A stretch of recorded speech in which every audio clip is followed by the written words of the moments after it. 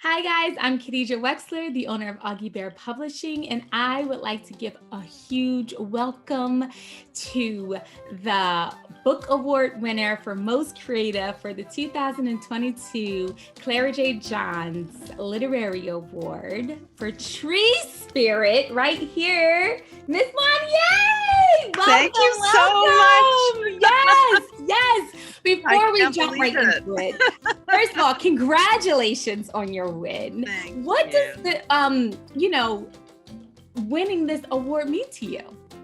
Oh my goodness, it's incredible recognition, and also the title, Most Creative Book. But when I read about the background for the award, when I learned about it, I just thought it would be an amazing honor to be considered for the award. So to win it is even better. So thank you very much. Thank you. Yes, you are so welcome. And the judges, I just remember the process that they were going through, and every book that comes through, we always read it, like my staff, myself, my boys. I have 2 boys, and every book I was just like, tell me what you think. What are your thoughts? What are your thoughts? And I have to tell you, this one in particular, like, they were like obsessed with it. I have to just say, like, they love the book.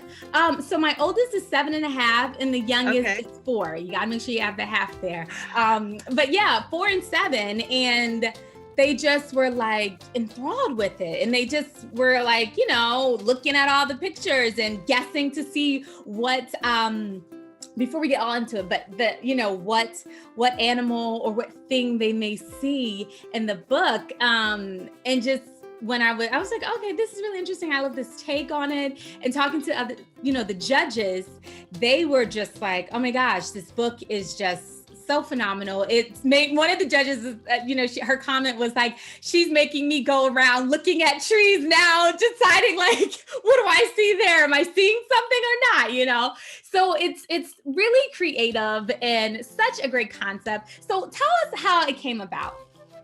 Well, I'm an artist and a photographer, and I guess I see patterns in everything. So I've been noticing these. Some of the children ask me, like, how did I see them? I don't know. How does the imagination work? Right. I say, I've been seeing these things for years. And I had my first grandchild in 2016. And at that time, my niece and my nephew came to visit. And I thought, I wonder whether they see them too, like whether they how do they react to them? So I thought, well, I'll show them some of the photographs. I'd culled together some of the photographs I'd taken, and I started showing them, and they got so excited about it. So we ended up spending the whole day going around the neighborhood looking at these trees and ending up at the Huntington Gardens in Pasadena looking at more trees. And I don't know, it gave me the courage to try to do a children's book. I thought maybe it would be fun. I originally did it thinking I was doing it for the kids, and then it got a momentum once it got going. So so now I've been reading with four to kindergarten, first grade, second grade, third grade classrooms, and doing some donations of books to Title I school libraries, and have been getting a very similar response as you described with your sons, or with the boys. That's fantastic. Yes, I think that's the biggest compliment as an author, right? That someone, thank you. You want at least someone to appreciate what you wrote or what you did.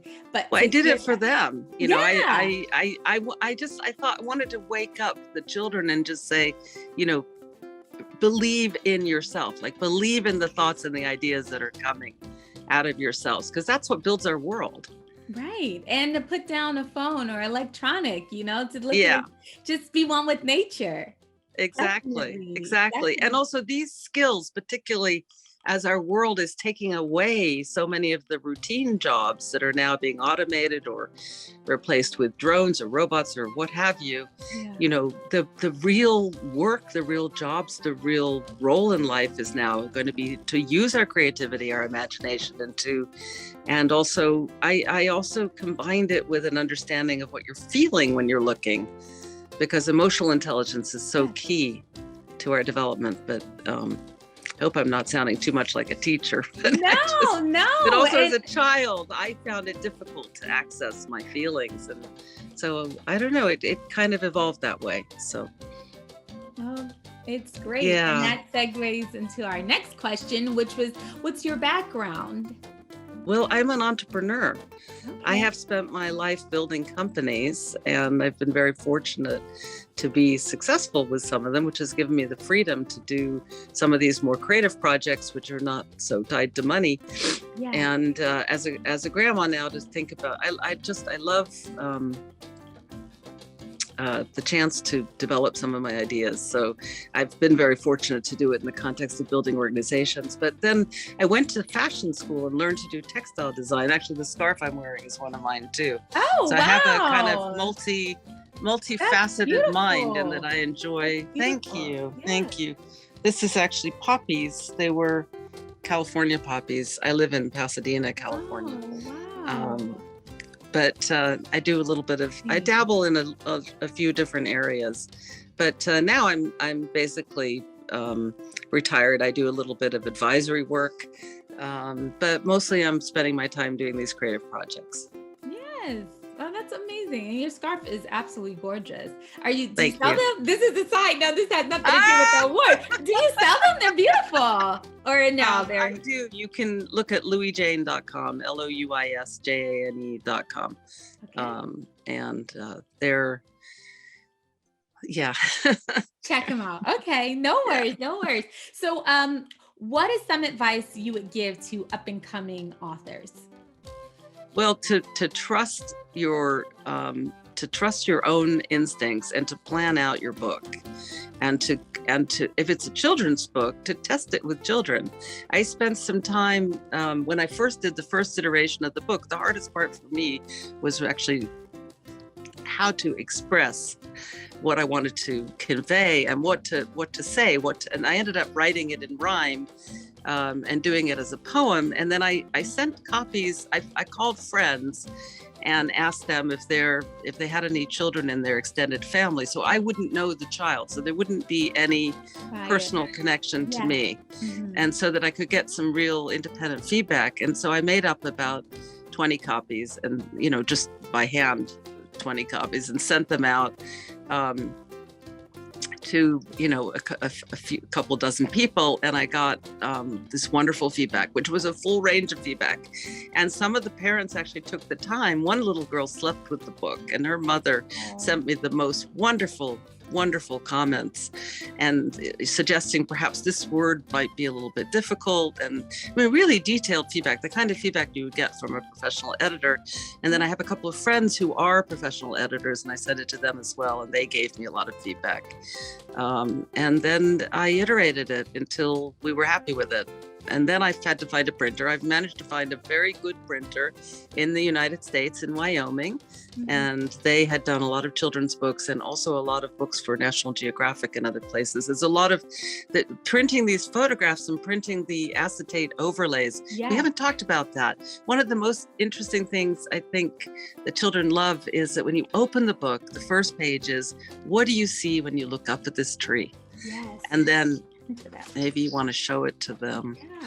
And then I want to say, it's really important to say all the ideas are good ideas. What do you see? What do you see? You might be seeing something really different from what I see. And that's really interesting. And then when you turn the page, I see an alligator looking at me. And how do you imagine he's feeling today? I think he wants to jump down and play. And it's you can peel back the acetate, and then the child can take some tracing paper and draw their own drawing, because maybe they didn't see an alligator.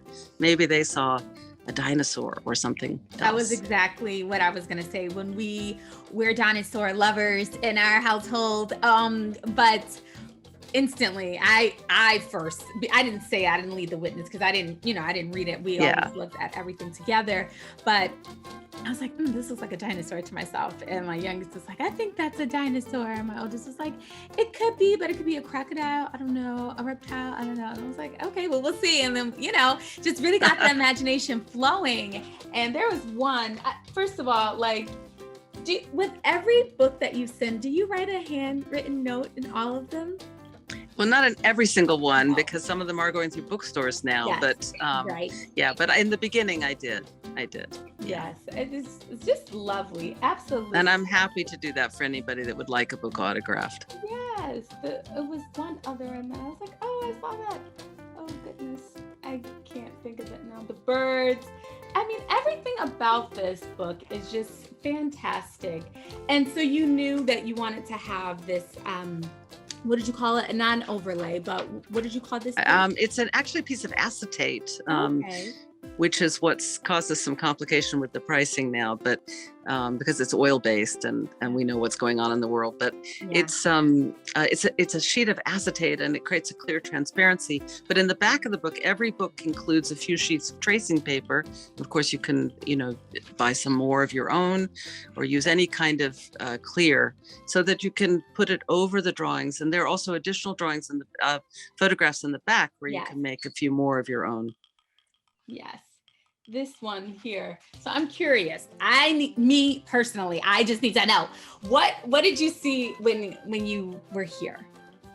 Oh, that's one of the ones I haven't put on. You didn't. Well, I I do see a big stork.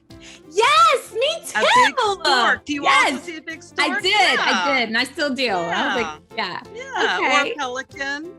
Yeah. Or that type of a bird, and also could be an old dinosaur. Could be an old dinosaur, but I did in my mind. I see a big stork.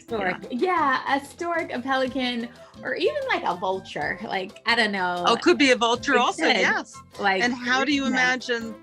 Which one do you want to have? Is feeling today? If I was going with the vulture, he's just ready to eat. That little dot down there. Ah, voracious. Like, he's just trying to get to it. He is determined. Ah, determined. He's feeling determined. Yes. Determined. Yes. Very good. I would love say. that. I would say.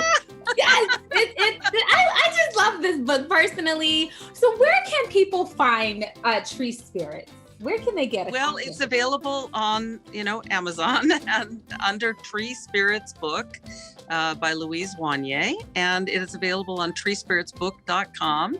And it's available, which is our website. And it's available if you live in Southern California in certain bookstores.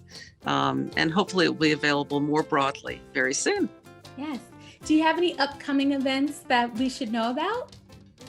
I do Zooms with schools, but I'm taking the summer off. Okay. So the new events will be scheduled starting in September. Awesome. So what's on the horizon for you? What's next? Well, I'm working on the children as I've been reading. I've read now to, 100 schools or more, but and also a number of bookstores. The children were asking me about whether I'm going to do another one. So I thought, well, maybe I should give a try to it. So I'm going to do Tree Spirits around the world, as I've had the fortune to travel quite a bit. And this time I'm doing it a little bit with some collaborators, some photographers in other areas who are sending me photographs of the trees they're discovering. And that's one of the things that's been really fun, is that people have started sending me lots of pictures of all the crazy trees they're seeing. Yes. And so I'm putting that together. So it might be another year or so, but I'm working on it. That's what you're working on. And I know you said you get your mail, fan mail, or, just people appreciating your work.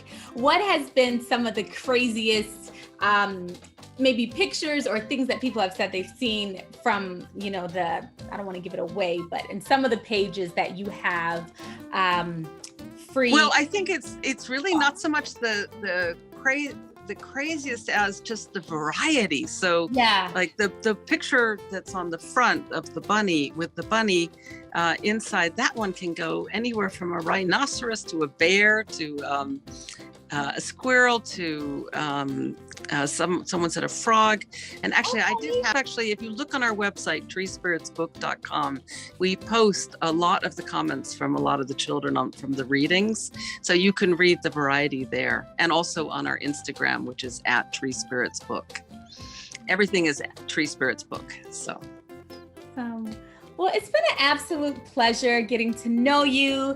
Thank you for submitting your book and the judges loving it. For Most Creative, guys, if you haven't already, get a copy of Tree Spirits, this award-winning Most Creative for the Clara J. Johns Literary Award 2022. And we'll see you next time. Thanks for stopping by.